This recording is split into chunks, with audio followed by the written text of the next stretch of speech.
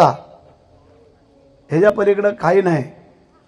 शेठ काय लोक बोलतात मंत्री असल्यामुळे आम्हाला काय थोडी बंधन आहेत, पण एक ना एक दिवस जय महाराष्ट्र करणार आम्ही, हे पण तुम्हाला सांगून टाकतो।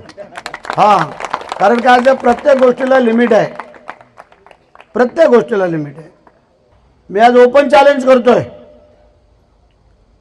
तुमच्याकडे इथं दहावीर महाराज आहे, माझ्याकडे वीरेश्वर महाराज आहेत, दोन्ही एकच देव आहे।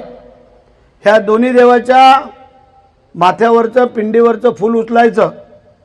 जर भरत शेठनी काही जर चुकीचं काम केलं असेल, त्याचं प्रायश्चित भरत शेठ भोगल लोकसभेला। आणि जर आमदारकीला जर काय कोणी चुकीचं काम केलं असेल आमच्या याच्याबद्दल तिघांच्याबद्दल, तर त्यांनी उचलायचं, ते भोगतील।